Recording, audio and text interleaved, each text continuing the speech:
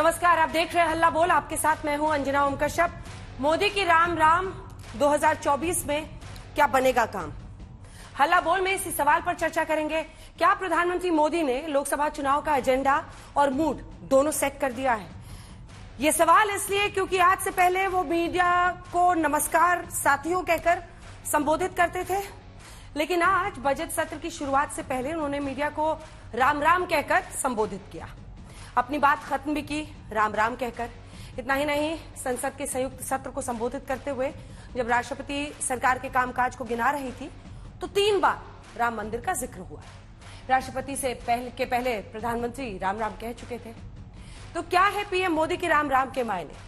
ये चुनावी एजेंडे का इशारा है, ये हिंदुत्व का नैरेटिव है, साथ ही राम मंदिर को लेकर जिस तरह की बातें हो रही है राष्ट्रवाद से जोड़ने की भी एक कवायद है, और ये सबसे बड़ा ये कि राम राम कहकर विपक्ष को पूरी तरह घेरने की कोशिश भी बताया जा रहा है। पीएम मोदी ने दरअसल राम राम कहकर जनता को एक बहुत बड़ा संदेश भी दिया और भविष्य के लिए संकेत भी दिए। अब आपको ये दिखाते हैं कि बीजेपी को राम मंदिर का फायदा कैसे हुआ। राम मंदिर की बात काफी पहले से होती रही, लेकिन पहली बार 1996 में पार्टी ने इसे अपने मैनिफेस्टो में डाला था।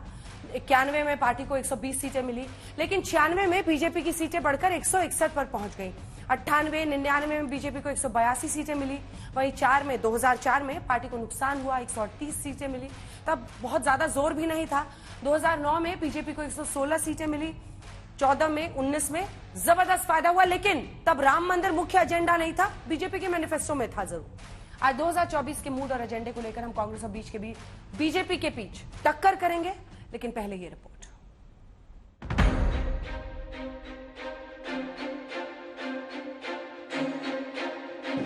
आप सभी को 2024 के वर्ष का राम राम। प्रधानमंत्री नरेंद्र मोदी ने लोकसभा चुनाव का मूड सेट कर दिया। दूसरे कार्यकाल के आखिरी बजट सत्र की शुरुआत हुई तो उन्होंने मीडिया के माध्यम से देशवासियों को नमस्कार साथियों की जगह राम राम कहकर संबोधित किया। नमस्कार साथियों, आप सभी को 2024 के वर्ष का राम राम। मीडिया से बातचीत की शुरुआत प्रधानमंत्री नरेंद्र मोदी ने राम राम से की और अंत भी राम राम से ही किया। आप सभी को 2024 के वर्ष का राम राम। सर्व समावेशक विकास हो रहा है। ये यात्रा जनता जनार्दन के आशीर्वाद से निरंतर बनी रहेगी। इसी विश्वास के साथ फिर आप सभी को मेरा राम राम। पहले राम मंदिर का तोहफा और अब राम राम का संबोधन। तो क्या लोकसभा चुनाव में भगवान राम बीजेपी की तरफ से बड़ी भूमिका निभाएंगे? इस समय नमस्कार नहीं, जय जय श्री राम है चारों तरफ। कि हमें जय श्री राम कहें चाहे जय सिया राम कहें, दोनों का अर्थ एक है। उनको लगता है कि यह नारा श्री राम जन्मभूमि आंदोलन से पैदा हुआ है तो वो जय सिया राम कह ले। यह भी हम मानते हैं हमारी विचारधारा की ही विजय है। देखिए, राम भजन तो हम सब ही गाते हैं। राम का भजन कौन नहीं गाता? राम का भजन ये पूरा संसार गाता है, पूरी प्रकृति गाती है। और इतना भजन तो देखो हमें इतना आता नहीं है, लेकिन राम का नाम लेना और मन और भाव से लेना तो निश्चित रूप से हम करते ही हैं। हम यही तो चाहते हैं कि भगवान का राम नाम का गुणगान हो और सबका कल्याण हो। वैसे बजट सत्र की शुरुआत से पहले राम नाम का एजेंडा सेट करने के बाद प्रधानमंत्री नरेंद्र मोदी ने विपक्ष को एक के बाद एक कई नसीहतें भी दी। जो आदतन लोकतांत्रिक मूल्यों का चीरहरण करते हैं, ऐसे सभी माननीय सांसद आज जब आखिरी सत्र में मिल रहे हैं तब जरूर आत्मनिरीक्षण करेंगे। लेकिन अब ये बजट सत्र अवसर है, पश्चाताप का भी अवसर है, कुछ अच्छे फुटप्रिंट छोड़ने का भी अवसर है। तो मैं ऐसे सभी माननीय सांसदों से आग्रह करूंगा कि आप इस अवसर को जाने मत दीजिए। साथ ही पीएम मोदी ने लोकसभा चुनाव में तीसरी जीत का इशारा भी किया। बोले अभी अंतरिम बजट है, जीत के बाद पूर्ण बजट पेश करेंगे। कि जब चुनाव का समय निकट होता है तब आमतौर पर पूर्ण बजट नहीं रखा जाता है। हम भी उसी परंपरा का निर्वाह करते हुए पूर्ण बजट नई सरकार बनने के बाद आपके समक्ष लेकर के आएंगे। दूसरी ओर कांग्रेस, बीजेपी और केंद्र सरकार पर झूठे प्रचार और विपक्ष की आवाज दबाने का आरोप लगा रही है। राष्ट्रपति जी का अभिभाषण केवल मोदी जी का गुणगान गाना और अपने सरकार के ओर से बनाए हुए जो दस्तावेज थे उसी की वो तारीफ करना, इसमें कोई एक विजन नहीं था, लोगों को दिशा दिखाने का नहीं था, दलितों को, वंचितों को और ट्राइबल लोगों को उनके लिए क्या करने जा रहे हैं उसमें तो कुछ नहीं था। बहरहाल प्रधानमंत्री मोदी का भरोसा और बीजेपी की तैयारी देखकर तो यही लगता है कि विपक्ष की चुनौतियां काफी बड़ी हैं। साथ ही भगवान राम को भी विपक्ष ने राम राम कह दिया है। राम राम। आज तक ब्यूरो। सुधांशु त्रिवेदी जी, राष्ट्रीय प्रवक्ता, सांसद, बीजेपी की तरफ से हमारे साथ चर्चा में जुड़ गए हैं और हमारे साथ रागिनी नायक जी कांग्रेस पार्टी का पक्ष रखने के लिए जुड़ गई हैं। सुधांशु जी, क्या संकेत दे रहे थे आज प्रधानमंत्री जब उन्होंने 2024 के लिए राम राम कहा? इस राम राम का हम क्या समझें? राम राम, वाकई नमस्ते, या फिर राम भरोसे 24? देखिए, बहुत बड़ी समस्या क्या है कि राम जो भारत की अस्मिता के प्रतीक हैं, उसे कोई चुनाव से जोड़ता है, कोई राजनीति से जोड़ता है। ये तो भारत की जीवन शैली, यदि हिंदुत्व एक जीवन शैली है तो उसके हर कण में राम है। जब होते हैं शुरू में तो एक दूसरे से लोग मिलते हैं, बढ़िया हरियाणा में जाइए तो राम राम सा है, तो राजस्थान में, हरियाणा में राम राम ताऊ है, तो यूपी में जाइए राम राम भैया है। और इतना ही नहीं, अगर शादी में जाते हैं और नव दंपति दिखते, लोग कहते क्या राम सीता की जोड़ी है। दो भाई दिखे तो लोग कहते क्या राम लक्ष्मण की जोड़ी है। जीवन का अंत हो तो कहते राम नाम सत्य है। इसीलिए मैं कह रहा हूं, इस देश के तो कण कण में राम है, और इसीलिए एकमात्र नेता जिसे राष्ट्रपिता की उपाधि दी गई, उसका नित्य का भजन था रघुपति राघव राजा राम। उसने राजनीतिक दर्शन देखा था राम राज्य, और उसकी समाधि पे लिखा हुआ हे राम। अब इसके बाद भी किसी को राम में कुछ और नजर आए और राम में किसी को सांप्रदायिकता नजर आए, तो राम एक ऐसे जो 20 देशों से कनेक्टेड है, हमारे राम। इसलिए मैं कहना चाहता हूं, हमने जो बात कही थी इसका राजनीति से 24 इसलिए कि 500 साल के बाद 2024 में वो दिन आया है जब राम पूर्ण प्रतिष्ठा के साथ स्थापित हुए हैं। इसलिए हम उस जमाने में भी कहते थे, जब हम 2 सीटों वाले थे, अंजना जी क्या कहते थे, जन जन के मन में राम रमे और प्राण प्राण में सीता है, हर हृदय की धड़कन रामायण, पग पग पर बनी पुनीता है। इसलिए नरनाहर श्री पुरुषोत्तम का हम मंदिर भव्य बनाएंगे, सौगंध राम की खाते हैं, हम मंदिर वहीं बनाएंगे। ईश्वर की कृपा से सौगंध राम की पूरी हुई, और जब संपूर्ण विश्व को नमन करना होता है तो कहा जाता सिया राम मैं सब जग जानी, करहूं प्रणाम जोर जुग पानी। और जो उस राम को नकारता है उसके लिए कहा गया जाके प्रिय न राम बैदेही, तजिए ताही कोटि बैरी सम यद्यपि परम सनेही। तो देखिए, जो राम से विमुख हुए वो 414 से 44 पे आ गए। हम राम की कृपा पे रहे और पूरी निष्ठा के साथ खड़े रहे, इस बात की परवाह किए बगैर कि सत्ता है या नहीं, हम 2 से 303 पे पहुंचे। ठीक है, रागिनी जी, अब आपकी बारी है, मोर्चा संभालिए और जवाब दीजिए। पीएम ने आज 2024 के लिए राम राम कहा तमाम वहां मीडिया कर्मियों को, लेकिन सवाल इससे बड़ा है, क्या राम मंदिर में प्राण प्रतिष्ठा के दिन अपने आप को कांग्रेस पार्टी ने दूर करके हमेशा हमेशा के लिए बीजेपी को यह मौका दे दिया कि देखिए प्राण प्रतिष्ठा के दिन भी ट्रस्ट के गए हुए न्योते को ठुकरा दिए, क्योंकि राम मंदिर में प्राण प्रतिष्ठा होने के उस समारोह में कांग्रेस वाले शामिल नहीं हो रहा। पीएम ने बहुत सारी बातें कही हैं। उन्होंने कहा है कि विरोधियों को समझना चाहिए कि संसद हुड़दंग करने की जगह नहीं है। इस पर आपका जवाब? अंजना जी, आपके प्रश्न के दो मुख्य पहलू हैं। एक प्रभु श्री राम से जुड़ा हुआ और दूसरा जनता जनार्दन के मंदिर यानी कि संसद से और भारत के लोकतंत्र से जुड़ा हुआ। दोनों पर जवाब देना चाहूंगी। तो सबसे पहले तो कहना चाहती हूँ कि ये देश का दुर्भाग्य है कि भारतवर्ष के प्रधानमंत्री 17वीं लोकसभा के अंतिम सत्र में भी राम के कंधे पर बंदूक रखकर सियासत का खेल खेल रहे हैं। मैं समझती हूं कि ये दुर्भाग्य है कि कहीं ना कहीं अपने स्वार्थ सिद्धि के लिए, राजनीतिक लाभ की पूर्ति के लिए धर्म को, प्रभु श्री राम को लगातार सियासी दलदल में घसीटकर मैला करने की कोशिश की जाती रही है भारतीय जनता पार्टी और संघ के द्वारा, और आज भी की जा रही है। राम राम कहना मैं समझती हूं कि ये कहीं ना कहीं एक दूसरे को दुआ सलाम करने का, नमस्कार करने का एक तरीका है। कोई बात नहीं, जय सिया राम भी कहते हैं, जयराम जी की भी कहते हैं, कोई आपत्ति नहीं है। लेकिन जब राम मंदिर की प्राण प्रतिष्ठा के दिन पूजा 15 मिनट की होती है और देश के प्रधानमंत्री का भाषण 1 घंटे का होता है, तब ये प्रश्न जरूर पूछना चाहिए कि प्रभु श्री राम की प्रमुखता क्या केवल सियासी खेल के लिए है?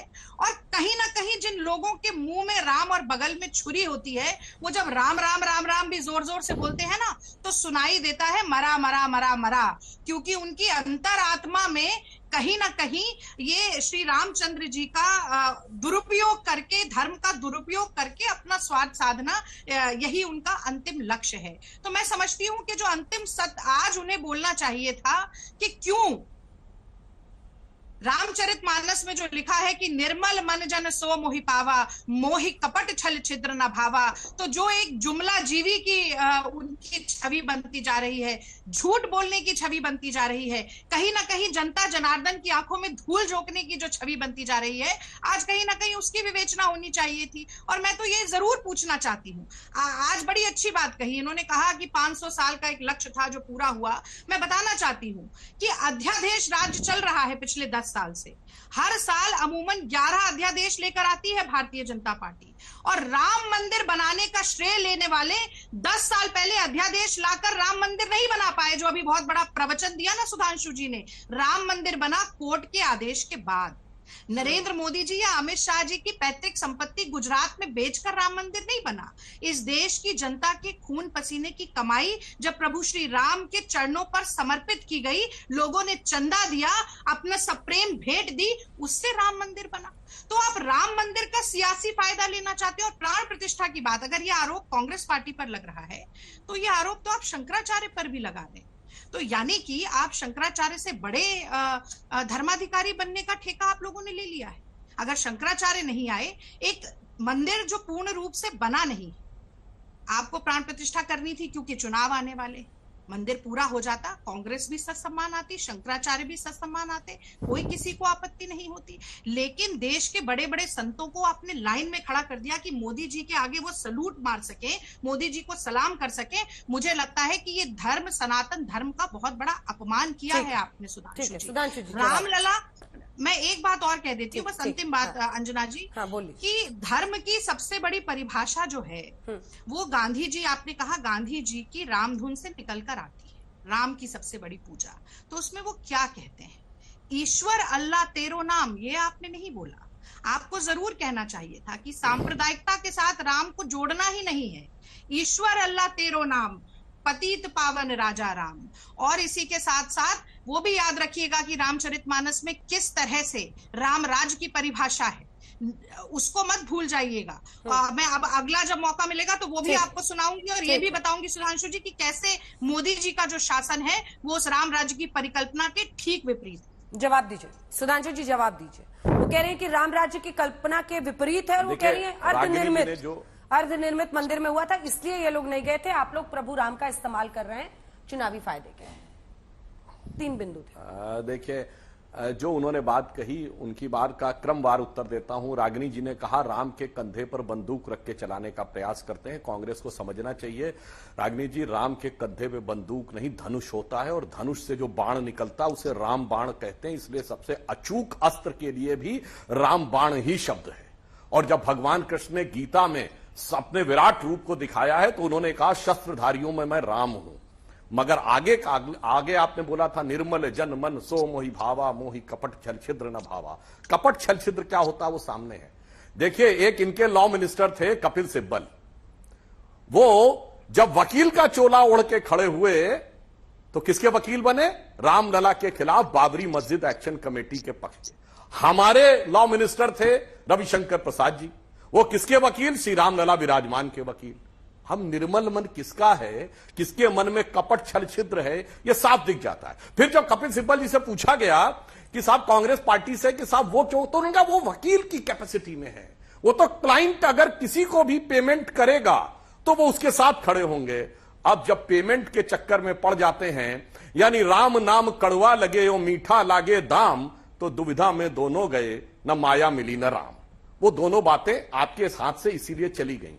हमारे मन का क्या था आपको बताते हैं। हम 2 सीटों के थे, जिंदगी में उम्मीद नहीं थी, हम लोगों को अपनी जनरेशन में उम्मीद नहीं थी कि कभी केंद्र में स्पष्ट बहुमत की सरकार आएगी। हम तब भी राम के प्रति उतनी ही निष्ठा के साथ खड़े थे जितने की आज खड़े हुए हैं। आप लोग तब भी उतने ही हिकारत के साथ खड़े थे जितने की आज खड़े हुए हैं, इसीलिए यह समस्या हुई। वो कह रही है कोर्ट से बना, आप लोग अध्यादेश इतने लाते हैं, अध्यादेश से क्यों नहीं आपने इसको जल्दी बनवा दिया था? अब बिल्कुल हम आप जवाब देते हैं। देखिए, भगवान श्री रामलला विराजमान मर्यादा पुरुषोत्तम है और यह देश का इकलौता मुकदमा था जहां वो अपने मुद्दई खुद बने हुए थे। एक पैरोकार श्री रामलला विराजमान थे, तो मर्यादा के समस्त प्रतिमानों को पूर्ण करते हुए मर्यादा पुरुषोत्तम का यह मंदिर आकर स्थापित हुआ जब श्री रामलला विराजमान स्वयं ही उसमें मुद्दई थे। अन्यथा होने को तो बहुत आसानी से हो सकता था, परंतु यह भी आप समझ लीजिए, यह दर्शाता है कि 1949 22-23 दिसंबर 49 की रात से लेकर और 9 नवंबर 2019 के जजमेंट में पहले डिस्ट्रिक्ट मजिस्ट्रेट का कोर्ट, फिर सेशंस कोर्ट, फिर डिस्ट्रिक्ट कोर्ट, फिर हाई कोर्ट, फिर Lucknow bench of Allahabad high court और फिर सुप्रीम कोर्ट समस्त मर्यादा को प्रतिमानों को पूर्ण करते हुए स्थापित हुए। मुझे लगता है कि इस विषय के ऊपर कांग्रेस को ईमानदारी से विवेचन करना चाहिए था और बेहतर होता कि आप कह रहे हैं राम के अनुसार नहीं हो रहा है। मान्यवर भारत का पहले प्रधानमंत्री हैं जिन्होंने राम जन्मभूमि में जाकर न सिर्फ दर्शन किया, पूजा अर्चना की और 11 दिन तपस्या की। और राम को सबसे प्रिय कौन है?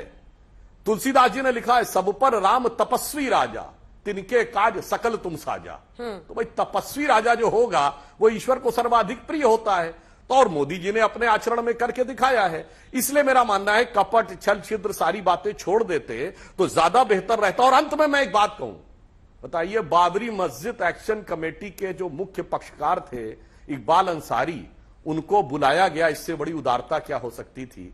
और वो आ भी गए, इससे बड़ी समझदारी क्या हो सकती थी? मगर उस कांग्रेस पार्टी को क्या कहें कि मुद्दई सुस्त गवाह चुस्त कहा जाता है। यहां मुद्दई आके खड़ा हो गया रामलला के पास, मगर क्या बताएं, चंद कट्टरपंथी वोटों की सियासत के माया जाल में ऐसे पड़े रहे कि अंत में एक लाइन और कह दूं, अंजना जी, कहा जाता है कि हुई है वही जो राम रचि राखा, को करी तर्क बढ़ावे साखा। मगर हमारे विपक्षी दलों को शायद ये नॉन सेकुलर लगे, तो उनके लिए मैं कहना चाहूंगा, मुद्दई लाख बुरा चाहे तो क्या होता है, वही होता है जो मंजूर खुदा होता है। तो लाठी गोली खाते हुए भी अंततः भव्य राम मंदिर प्राण प्रतिष्ठित हो गया। रागिनी जी, 3 सवाल हैं आपसे, जैसे उनसे 3 सवाल थे।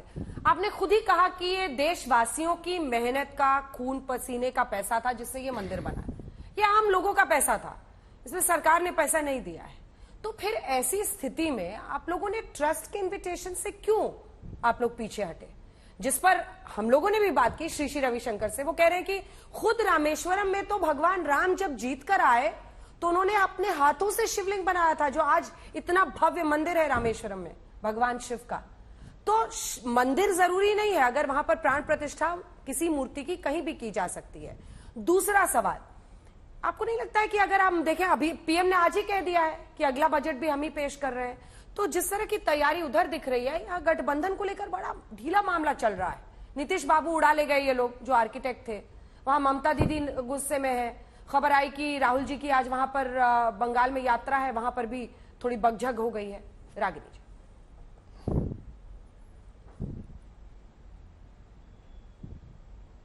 आपने म्यूट कर लिया। रागिनी जी अनम्यूट कीजिएगा, म्यूट हो गया। अब आवाज आ रही है? अब आ रही है। हाँ, तो राहुल गांधी जी की मालदा की यात्रा के चित्र अगर आपके चैनल पर दिखाए जाते तो मैं समझती हूँ आपके दर्शकों को पता चलता कि लाखों करोड़ों का जन सैलाब किस तरह से उमड़ा है राहुल गांधी जी की 5 न्याय की यात्रा को समर्थन देने के लिए और कहीं ना कहीं अपना सहयोग दिखाने के लिए। बहरहाल मैं उस पर एक बार फिर बाद में आऊंगी। आज आपने मुझसे एक जो प्रमुख सवाल पूछा है, मैंने पहले भी जवाब दिया, मैं फिर से दोहराती हूँ कि हिंदू सनातन धर्म की सबसे अच्छी समझ, समीक्षा और विवेचना मैं समझती हूँ कि हिंदू धर्म के प्रणेता आदि शंकराचार्य से लेकर आज जो 4 पीठ के शंकराचार्य हैं वही कर सकते हैं। मुझे लगता है कि कम से कम अंजना ओम कश्यप, सुधांशु त्रिवेदी, रागिनी नायक, नरेंद्र मोदी या कांग्रेस परिवार का भी कोई भी नेता उनसे अच्छी विवेचना नहीं कर सकता। यदि सुधांशु जी इस बात से सहमत ना हो तो अपनी आपत्ति जता सकते हैं। और उन्होंने बहुत सारे कारण दिए, आपके चैनल ने भी दिखाए, उनके भी कई इंटरव्यू आए। भाई, एक निर्माणाधीन मंदिर में राजनैतिक तमाशा बनाकर भगवान श्री राम की प्राण प्रतिष्ठा को एक सिर्फ इवेंट की तरह दिखाकर आपने, जिसमें देश के राष्ट्रपति तक को निमंत्रण नहीं दिया, आज आप कांग्रेस को अगर कटघरे में खड़ा करना चाहेंगे तो मैं समझती हूँ कि गलत है। मंदिर बनेगा, पूर्ण बनेगा, कांग्रेसी जाते रहे। मैं आपको ये भी बताना चाहती हूँ कि उत्तर प्रदेश के हमारे अध्यक्ष जो है कांग्रेस के अजय राय जी, हमारे प्रभारी अविनाश पांडे जी और तमाम उत्तर प्रदेश के नेता पहले ही दर्शन करके आए, आगे भी दर्शन करने जाएंगे। और मैं सुधांशु जी की ही बात को आगे बढ़ाना चाहती हूँ। अगर वो कह रहे सिया राम मैं सब जग जानी, करहूं प्रणाम जोरी जुग पानी, तो सिया राम तो कण कण में व्याप्त हैं, प्रभु श्री राम रोम रोम में बसते हैं हर भारतवासी के। तो एक ही दिन जाकर वहीं पर दर्शन लेना और मोदी जी को सलाम ठोकना क्या जरूरी था? दंडवत करते हुए भी वो पीछे नहीं हो सकते, पूजा की थाली आगे सरका दी जाती है। भारतीय जनता पार्टी के नेता अगर प्रभु श्री राम या रामलला की एक प्रतिमा लगाते हैं या एक फोटो लगाते हैं तो साथ में मोदी जी की भी लगा रहे हैं। बड़ा वीडियो वायरल हो रहा है, पहले श्री राम को जय करते हैं, फिर मोदी जी को जय करते हैं। मोदी जी का आकार बड़ा है, रामलला छोटे से है, मोदी जी ले जा रहे हैं। अरे जो सर्व विद्यमान है, जो हर जगह व्याप्त है, जो ओमनिशिएंट है, ओमनीपोटेंट है, ओमनी प्रेजेंट है, उस प्रभु श्री राम को आप कहां से ले आए? और आप लेकर ले जाने वाले आप कौन होते हैं? तो ये धर्म के ठेकेदार मत बनिए। महात्मा गांधी के भजन याद करने से ज्यादा है महात्मा गांधी के जो मूल्य है उनको आत्मसात करिए कि धर्म व्यक्ति की निजी आस्था का मामला है। और रामचरितमानस में जो राम राज्य की परिभाषा है उसको अपने राज्य में उतारने की कोशिश करिए कि दैविक दैहिक भौतिक तापा, राम राज नहीं काहू ही व्यापा। मणिपुर जल रहा है, मणिपुर से चित्कार आ रही है, व्यथा वेदना लोगों की, आंसू पोंछने के लिए मोदी जी जाना तो दूर एक शब्द नहीं बोल पाते हैं। राम राज नहीं काहू ही व्यापा, सब नर करहि परस्पर प्रीति, चलहि स्वधर्म निरत श्रुति नीति। तो नीति, न्याय और नियत कैसे होगा जब लोकतंत्र के मंदिर पर आप ताला लगा देंगे? पिछले शीतकालीन सत्र में 146 सांसदों को आपने बर्खास्त किया और 3 दिन में 14 बिल पास कर दिए। आज मोदी जी कह रहे हैं कि कुछ लोग तो आदतन हुड़दंगी होते हैं। तो मैं मोदी जी से कहना चाहूंगी अंजना जी कि दूसरों पर जब तबसरा कीजिए, सामने आईना रख लिया कीजिए। तो ऐसा है कि इस 17वीं लोकसभा में 64 बिल लोकसभा में ऐसे पास हुए हैं जिनमें 1 घंटे भी चर्चा नहीं हुई। 61 बिल राज्यसभा में ऐसे पास हुए हैं जिनमें 1 घंटे भी चर्चा नहीं। इस पर मैं जवाब लूंगी उनसे। एक बात और बोल दूं, पहली लोकसभा का सत्र ऐसा है 5 साल पूरे होने के बाद भी डेप्यूटी स्पीकर जो एक संवैधानिक पद है उस पर आप एक नियुक्ति नहीं कर पाए क्योंकि वो विपक्ष के नेता को मिलती है। तो लोकतंत्र का, जनतंत्र का गला दबा के जनता जनार्दन के साथ साथ राहुल गांधी के काफी लोग दिखाई दे रहे हैं। जपने से आपकी नैया वैतरणी से पार हो जाएगी, तो ऐसा होने वाला नहीं है सुधांशु। ठीक है, हमने शॉर्ट सिखाया, लेकिन आप एक नाम लेने से बच गई रागिनी जी। कौन सा वो नाम था जिसका मैंने सवाल में जिक्र किया था, लेकिन आपने एकदम साइड लेन में अपनी गाड़ी चढ़ा ली, आप उस नाम पे आई नहीं। आप पूछिए, हो सकता है मेरे दिमाग से निकल गया। कौन सा नाम? वही जिन्हें ये लोग ले उड़े बिहार से। नहीं, तो मैंने तो ये बात कही। देखिए, ऐसा है, मैंने कल एक शेर सुनाया था एक डिबेट में, इस पे भी सुनाती हूँ, अच्छा लगता है थोड़ी चर्चा में इस तरीके की बातचीत हो। तो पहले तो मैं कहती हूँ कि एतबार और नीतीश कुमार दोनों परस्पर विरोधी शब्द हैं। अब ले उड़े, मगर सबसे महत्वपूर्ण चीज ये है कि अगर मोदी जी डरे हुए नहीं हैं तो कहीं शिवसेना में तोड़फोड़, कहीं एनसीपी में तोड़फोड़, कहीं हमारे गठबंधन में भी आज साम दाम दंड भेद से तोड़फोड़ करने की कोशिश की जा रही है। नीतीश बाबू को किसने ऐसा है तोड़ा? कि जब सुनिए ना, नीतीश बाबू को किसने तोड़ा? मैं मानती हूँ कि आप स्टूडेंट पॉलिटिक्स से, एक सेकंड, स्टूडेंट पॉलिटिक्स से आप सक्रिय रहे हैं राजनीति में। नीतीश बाबू को, आपको पॉलिटिक्स की समझ होगी। नीतीश बाबू को किसने तोड़ा? वो खुद गए हैं। जब आप लोग बीच में गले लगा रहे थे, कुर्सी दिख रही थी, तब आपको पता नहीं था कि वो क्या कर सकते हैं। अंजना जी, आप इतनी बड़ी, मतलब मुझे लगता है कि आप सबसे लोकप्रिय और सबसे प्रबुद्ध एंकर्स में से एक हैं, और ये आज तक का जो आपका शो है वो सबसे ज्यादा देखा जाने वाला शो है। आपकी तारीफ इसलिए कर रही हूं कि आप रीड बिटवीन द लाइन जरूर कर सकती हैं। एक ही दिन में हेमंत सोरेन पर ईडी का समन आ रहा है, लालू प्रसाद यादव पर ईडी का समन आ रहा है, केजरीवाल के ऊपर 4 ईडी के समन आ चुके हैं। ये 10वां समन है, और केजरीवाल का साथ, केजरीवाल के खिलाफ बोलते आप सकती नहीं थी। 4-5 समन, सुनिए ना, 4-5 समन। जब 3 प्रमुख विपक्षी नेताओं के ऊपर ऐसा दबाव प्रत्यक्ष दिख रहा है, तो पीछे से कौन सा खेला हो रहा है? नीतीश बाबू की भी कुछ मजबूरियां रही होंगी, क्या मजबूरियां रही वो चारा घोटाले वाला समन कौन भेजता था? लालू प्रसाद यादव जी को डिस्प्रोपोर्शनेट एसेट्स केस में और चारा घोटाले में कौन समन भेजता था? मैं तो एक बात ये कह रही हूं कि एक नेता लालू प्रसाद यादव ऐसा है जिसने जेल जाना मंजूर किया, पर मोदी जी की दाग साफ करने वाली लॉन्ड्री के आगे अपने घुटने नहीं टेके। और दूसरा नेता देश में अगर जा जाकर जनता की नब्ज पर हाथ रख रहा है, दूसरों की व्यथा में उनके आंसू पोंछ रहा है, अपने घर में एयर कंडीशन कमरे में बैठकर मन की बात नहीं कह रहा, जनता के दर पर जाकर मन की बात सुन रहा है, तो वो राहुल गांधी है। इसीलिए खेमे में भगदड़ मची है, मोदी जी डरे हुए हैं। तानाशाह जब डरता है तो ज्यादा आक्रामक होता है। नीतीश जी का शेर जरूर सुन लीजिए। नीतीश बाबू के ऊपर एक शेर मैंने कहा था, वो आपको मैं सुना देती हूँ, फिर आप सुधांशु जी के पास चले जाइएगा। कि तेरे वादे पे जिए हम, तेरे वादे पे जिए हम, तो ये जान झूठ जाना कि खुशी से मर न जाते अगर एतबार होता। तो नीतीश बाबू जहां भी जाते हैं, उनके गठबंधन के साथी उन्हें टेढ़ी नजर से ही देखते हैं, और बेपैंदी का लोटा बार बार लुढ़क कर सबसे ज्यादा नुकसान अगर किसी का करता है तो खुद का करता है। जदयू की 2010 में इसी पर एक शेर आप भी सुन लीजिए थे। रागिनी जी, एक शेर आप भी सुन लीजिए। सुनिए तो, अरे सुनिए तो, नीतीश जी ने बड़े शायर देश में पैदा कर दिए।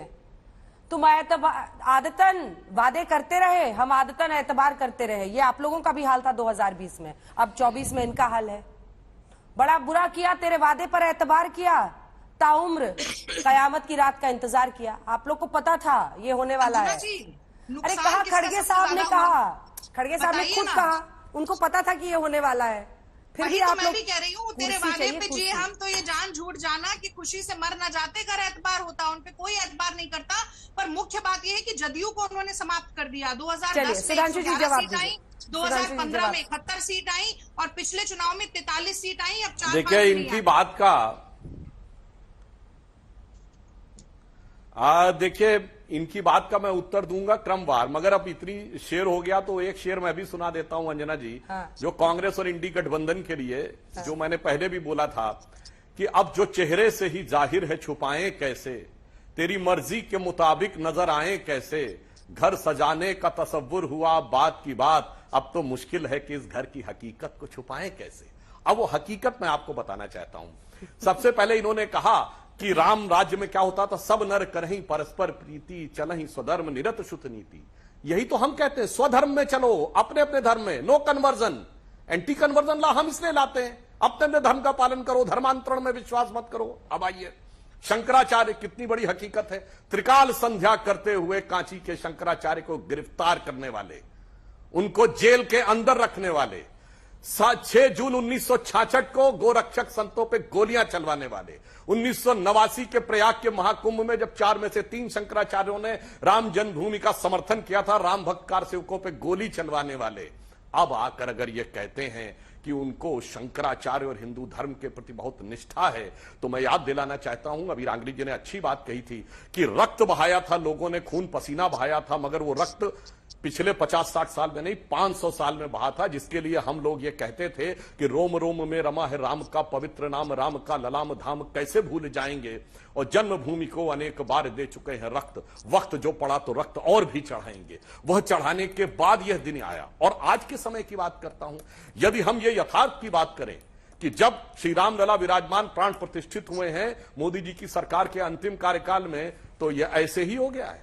आज आपको पता है कि हम सोलर एनर्जी में दुनिया की 5वीं बड़ी देश बन गए सोलर एनर्जी के कंजम्पशन। आपको पता हम 4थे बड़े स्टॉक एक्सचेंज बन गए। हम ग्रीन एनर्जी की इंस्टॉल्ड कैपेसिटी में दुनिया के 4थे बड़े देश बन गए, और 5वीं बड़ी अर्थव्यवस्था तो काफी दिन की बात हो गई। 600 बिलियन का फॉरेन एक्सचेंज रिजर्व हो गया है, 4 करोड़ लोगों को आवास मिल गया है, 11 करोड़ लोगों को शौचालय मिल गया है, 40 करोड़ लोगों को मुद्रा योजना में लोन मिला, जिसमें 68% महिलाएं हैं। और इसके बाद वो सारी बातें होते हुए भारत आत्मरक्षा में भी अब इतना सुदृढ़ हो गया है कि अब हमारे पास राम बाण है, अब कोई आएगा और मार के चला जाएगा ही नहीं। अब भारत वो है जो कोई आंख दिखाएगा तो भारत घुस कर मारकर आएगा, वह भी हमने करके दिखाया। इसलिए अब जो एक परिवर्तन आया है, ये एक बड़ा परिवर्तन। और एक बिंदु और कह दूंगा आपको, आपने कहा कि राहुल गांधी जी की यात्रा चल रही है और मालदा में कोई भीड़ देखे, बिल्कुल आपने बहुत अच्छा कहा। असम में सबसे ज्यादा भीड़ कहां पे थी? धुबरी, बरपेटा, करीमगंज। रूट भी देख लीजिए कहां से लगा था। बंगाल में उदाहरण किसका? मालदा का। नहीं, मल्लापुरम में इससे ज्यादा भीड़ होगी, वायनाड में इससे ज्यादा भीड़ होगी। देश की प्रबुद्ध जनता उन जगहों की डेमोग्राफी समझती है। धुबरी, बरपेटा, करीमगंज, मालदा, जहां सबसे ज्यादा बांग्लादेशी घुसपैठियों की संख्या है, वहीं पर आप कह रही हैं भीड़ देख के प्रचंड। वाह! परंतु अंत में मैं ये भी बात कहना चाहूंगा कि भाई हमारे ऊपर बड़ा आरोप लगाते थे ये लोग कि मंदिर की प्राण प्रतिष्ठा का मुहूर्त ऐसा है वैसा है। मैं तो कहूंगा रागिनी जी, किसी योग्य ज्योतिषाचार्य से दिखा लीजिए कि ये राहुल गांधी जी जब यात्रा शुरू किए हैं, ये कौन से मुहूर्त में शुरू किए थे कि जहां जहां जा रहे हैं वहीं वहीं बर्बादी छाती जा रही है। बंगाल पहुंचे तो दीदी रूट के अलग हो गई, बिहार की तरफ मुख किया तो नीतीश कुमार जी छोड़ के चले गए। तो भैया ये कौन सा मुहूर्त है? इसके लिए मैं मतलब क्या कहा जाए कि ये दूर के मुसाफिर हमको भी साथ ले ले, हम रह गए अकेले, जिसे कहते हैं ना चारों तरफ लगे हैं बर्बादियों के मेले। तो मुझे लगता है कम से कम अच्छे ढंग से किसी मुहूर्त विचार कर लीजिए कि ये यात्रा किस ढंग से, किसी दग्ध मुहूर्त में शुरू हुई है कि भद्रा लगा हुआ था, कि मार्केस की दशा लगी हुई थी जिसमें आपने शुरू किया कि इंडी गठबंधन आपके रास्ते में छिन्न भिन्न होता चला जा रहा है। मगर उसमें भी आपकी गलती नहीं है। आप लोग तो 60 साल से उसी राह में चल रहे हैं, जिस राह की कोई मंजिल ही नहीं है, उसी राह पर चलते जा रहे हैं। मगर साहब इनकी जानते हैं अंजना जी क्या स्थिति है? एक लाइन बोल दूं, इनकी स्थिति जानते क्या है? जैसे कुछ लोग, हम लोगों ने बचपन में चुटकुला सुना था कि कुछ अफीमची लोग थे, वो ताजमहल के पास बैठे थे, उन्होंने कहा तो बड़ी सुंदर इमारत, हम इसे अपने घर ले चलेंगे। कैसे ले चलेंगे? धकेल के ले चलें। धकेलना शुरू किया, थोड़ी देर बाद उनको पसीना आ गया तो उन्होंने कपड़े उतार के रख दिए, और थोड़ी देर बाद कुछ चोर लोग कपड़े उठा के चले गए। अब उनको ये लगा कि पीछे मुड़ के देखा, कहा अरे कपड़े तो दिख नहीं रहे, इसका मतलब हम बड़ी दूर तक धकेल लाए हैं, ये वैसी यात्रा कर रहे हैं। इन्हें लगता है कि किसी चीज को ये धकेल देंगे, भारत के स्वाभिमान को, भारत के आत्मसम्मान को। और हकीकत में इनके यहां सब लोग भ्रष्टाचार और कर चोरी और इत्यादि चीजों में लिप्त हैं। मगर ये उस गलतफहमी में है, तो मुझे लगता है कि जब तक ये गलतफहमी से बाहर निकलेंगे तब तक तो मेरे विचार से अब काफी देर हो चुकी होगी। कारवां गुजर गया, गुबार देखते रहे। जवाब दीजिए अब रागिनी जी। बहुत सारे प्रश्न हैं और बीजेपी के कई नेता ये हैं जो ये मानते हैं और कहते हैं कि अपने पूरी लड़ाई मुस्लिम वोट बैंक को लेकर है विपक्षी पार्टियों की। इसीलिए सबने इंडिया गठबंधन में तय किया कि हम अपने आप को राम मंदिर की प्राण प्रतिष्ठा से दूर रखेंगे, क्योंकि आपसी स्पर्धा है कि कहीं वो वोट बैंक कांग्रेस को है कि टीएमसी को ना चला जाए। सबको अपने अपनी तो लड़ाई करनी है ना। ममता जी दीदी से देखिए, वहां पर लड़ाई छिड़ गई है बंगाल में। अच्छा, तो देखिए राम, मैं बोल सकती हूँ? हाँ, बोलिए बोलिए बोलिए। हाँ, तो देखिए राम नाम की चंदा चोरी से लेकर राम राजा दरबार की चढ़ावा चोरी तक लगातार न सिर्फ लोगों की श्रद्धा पर राजनीतिक डाका डालने वाले आज जब बड़े बड़ी बातें यहाँ पर राम मंदिर को लेकर कर रहे हैं, कार्य सेवकों पर गोलियां चली तो कार्य सेवकों के पर गोलियां चलाने वाले को पद्मश्री क्यों दी आपकी सरकार ने, ये भी आप बताते। तो कहीं ना कहीं मुझे लगता है कि अपनी सुविधा के अनुसार बार बार बात से पलट जाना और दूसरों पर वार करना बहुत आसान होता है। प्रतिपक्ष पर विपक्ष पर सवाल उठाना जितना आसान है, मुझे लगता है कि सत्ता पक्ष के गिरेबान में झांककर सवाल पूछना कहीं ना कहीं उतना मुश्किल होता जाता है। और मैं तो समझती हूँ कि राम की सेवा का, हिंदू धर्म का सबसे बड़ा परिचय होता है कि आप उसका क्रियान्वयन, जो मूल्य आप सीखते हैं उसका क्रियान्वयन आप जनता के बीच में कैसे करते हैं। तो आज ये सवाल पूछा जाना चाहिए कि देश में 30 किसान रोज आत्महत्या क्यों कर रहे हैं। इतना राम राज्य अगर जो आज अभी सुधांशु जी ने बोला, अगर राम राज्य है तो ऐसा क्यों हो रहा है? ऐसा क्यों है कि किसानों की आय को दुगना करने का वादा करने वाले मोदी जी आज 27 रुपए की आमदनी किसानों को करवा पा रहे हैं, जहां पर किसान का कर्जा 60% बढ़ गया है 2014 की तुलना में, वहीं उद्योगपति घरानों का 7.5 लाख करोड़ का ऋण माफ हो रहा है। ये कैसा राम राज्य है? ये पूछना पड़ेगा। अभी 2 दिन पहले के आंकड़े आए हैं एनसीआरबी के कि बच्चों के साथ दुष्कर्म के मामले 2016 से 2022 तक सुधांशु जी 96% बढ़ गए हैं। बच्चों के साथ दुष्कर्म इस गति से इस देश में हो रहा है। ये कैसा राम राज्य है? 45 साल में सबसे ज्यादा बेरोजगारी अगर हो जाती है, मोदी जी ने जो एक सलाह दी थी, आज नौजवान इस देश के नाली के गैस से पकौड़े तलने के लायक भी नहीं बचे हैं। ये कैसा राम राज्य है? ये तो पूछना पड़ेगा कि आप 80 करोड़ लोगों को मुफ्त का राशन बांट रहे हैं। खुद ये मोदी जी बार बार कहते हैं, यानी कि 80 करोड़ लोग देश के मुफ्त के राशन पर निर्भर हैं। उसके बाद भी ग्लोबल हंगर इंडेक्स में 111वां नंबर देश का आ जाता है, यानी कि हम भूखमरी में विश्व गुरु बनने की कगार पर हैं। ये कैसा राम राज्य चल रहा है? और परस्पर प्रीति, धर्म और परस्पर प्रीति, मुझे लगता है ये दोनों एक साथ चलने वाली चीजें हैं सुधांशु जी। ठीक है, एक काउंटर क्वेश्चन है रागिनी जी, एक काउंटर क्वेश्चन, आप अपनी बात पूरी कर लीजिएगा। धारा प्रवाह बहुत लंबा बोले। अच्छा, आप भी बहुत बोली हैं धारा प्रवाह। राशिद किदवई, आप ही की पार्टी को बहुत करीब से पढ़ते हैं, उन्होंने गांधी परिवार पर भी कई किताबें लिखी हैं। ये सवाल था जिससे आप थोड़ा सा मतलब अलग हो गई, इसीलिए उसको वापस कॉन्टेक्स्ट में ला रही हूँ। सब जानते हैं और जो हमारे दर्शक नहीं जानते उनको बता दें, एस्ट्रोलॉजी का अच्छा खासा ज्ञान सुधांशु जी रखते हैं और कई लोग अक्रॉस पार्टी सुधांशु जी से एस्ट्रोलॉजी पे बात करते हैं।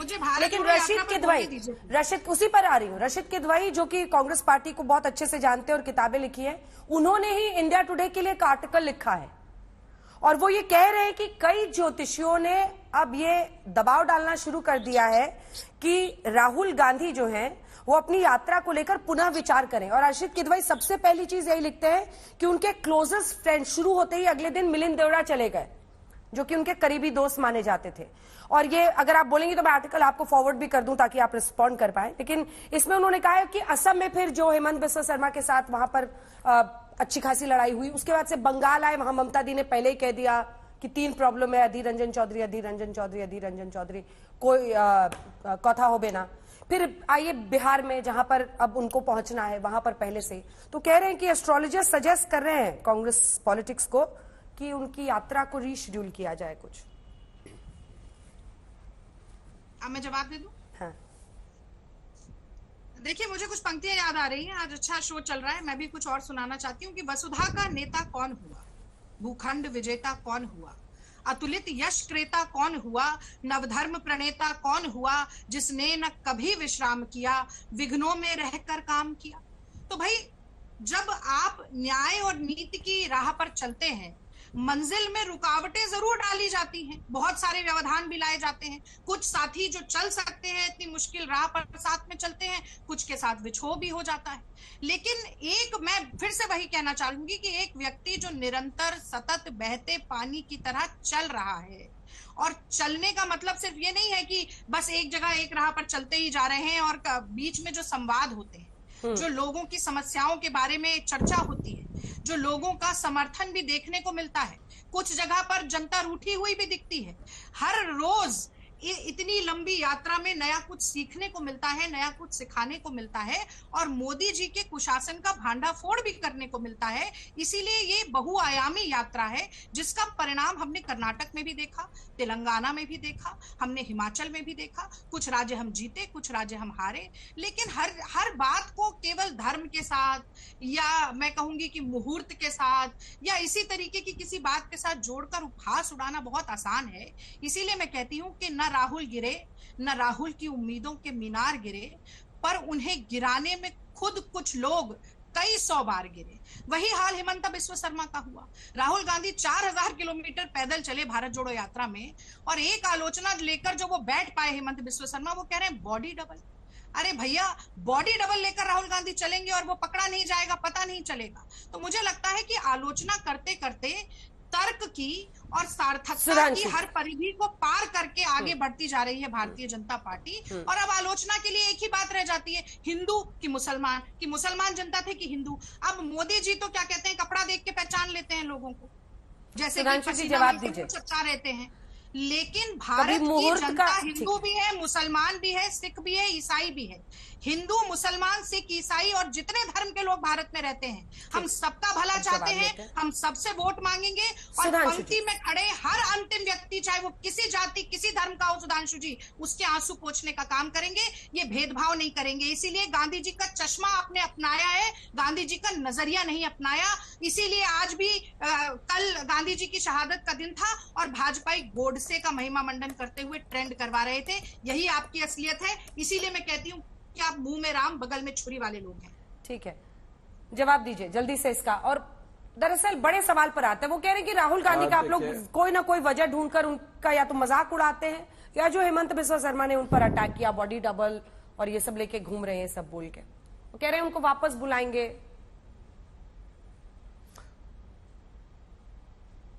देखिए, अभी रागिनी जी ने राहुल गांधी जी के लिए 2 पंक्तियां कही, तो मैं भी राहुल गांधी जी की शान में 2 पंक्तियां कहना चाहता हूं कि मैं जिंदगी का साथ निभाता चला गया, हर फिक्र को धुएं में उड़ाता चला गया और बर्बादियों का शोक मनाना फिजूल था, मैं बर्बादियों का जश्न मनाता चला गया। तो कांग्रेसी जिस ढंग से अपनी बर्बादी का जश्न मना रहे हैं कि चिन्ने चिन्ने उड़ता जा रहा है, तो मुझे लग रहा है कि हाँ, सोग, भाई मतलब वो सोग वर्ड आया है उर्दू में, उसी से ये अगर आप भाषा में लेंगे तो बहुत से वर्ड्स हैं जो कि फारसी में आए हैं, संस्कृत से, और फिर उसके बाद आए। तो आपकी बात सही है, इसमें वर्ड सोग है। तो देखिए, तो मैं इसलिए, अरे यही तो सारी समस्या है कि कांग्रेस उस विदेश की मानसिकता से प्रेरित है जो मानती है कि सब बाहर से आए, हम मानते हैं सब अंदर से ही गए हैं। भारत ही विश्व की संस्कृतियों का मूल्य है। अब आ रहे हैं, किसी ने नहीं बोला। अरे चलिए, बर्बादियों का जश्न हो गया। ठीक है, उनको पूरा करने दीजिए। रागिनी जी, आपके बीच में किसे शाउटिंग मैच? रागिनी जी, बर्बादियों का जश्न हो गया और कर लीजिएगा। अब जश्न से आगे बढ़ते हैं, अब जश्न से आगे बढ़ते हैं, आप बर्बादियों के जश्न से आगे बढ़ते हैं। और आपने कहा कि मैं राहुल गांधी जी की इस हिम्मत की दाद देता हूं कि वो 138 साल के इतिहास में कांग्रेस के सबसे असफल अध्यक्ष रहे। पहले 44 सीटों पे आए, फिर 52 सीटों पे आए, अध्यक्षी छोड़ दी, मगर इसके बावजूद दायित्व छोड़ दिया, मगर सत्ता का मोह नहीं छोड़ पाए। आज न वो कांग्रेस के अध्यक्ष है, न उपाध्यक्ष है, न महामंत्री है, न नेता प्रतिपक्ष है, मगर सारी कांग्रेस पार्टी एक सांसद के पीछे खड़ी हुई है। ये होता है कांग्रेस का असली चरित्र। बिना उत्तरदायित्व के सत्ता का संचालन सरकार में किया, बिना उत्तरदायित्व के सत्ता का संचालन संगठन में हो रहा। अब कुछ बातों का इनका जवाब दे दूं, जो इन्होंने कहा कि किसानों के साथ ऐसा हुआ। भाई, आज ही राष्ट्रपति महोदया ने बताया है कि एमएसपी 2010 के मुकाबले 2.5 गुनी बढ़ गई है। आप सब लोग 27 रुपया कहने लगते हैं। 6,000 रुपए तो किसानों को डायरेक्ट मिल रहा है, किसान सम्मान निधि, यानी अच्छा ठीक है, तो 500 रुपए को डिवाइड कर ले तो 22 रुपए वैसे ही हो जाते हैं। मगर मैं अंत में कहना चाहूंगा, सिर्फ छोटे में सारी बातों को कह के, अरे भाई आप चिंता मत करिए, हम लोग एक बात साफ कहना चाहते हैं कि एक तरफ है मोदी जी के नेतृत्व में जांचा परखा खरा भरोसे का नेतृत्व, और एक तरफ है अंतर्विरोधों से भरा हुआ, आपस में लड़ता भिड़ता गिरता पड़ता भ्रम का नेतृत्व। इसलिए इसी के साथ हमें बहस का अंत करना पड़ेगा। आप दोनों से माफी मांग रही हूँ, समय समाप्त हो गया है, लेकिन कल फिर हल्ला बोल वैसी ही एक बहस लेकर आपके सामने आएंगे। आज आपने तस्वीर समझ ली होगी। कुल मिलाकर बीजेपी 2024 का टोन सेट कर रही है। कल बजट पेश होना है, नॉन स्टॉप कवरेज आप देखेंगे, क्या उसमें बड़े फैसले होते हैं। देखते रहिए आज।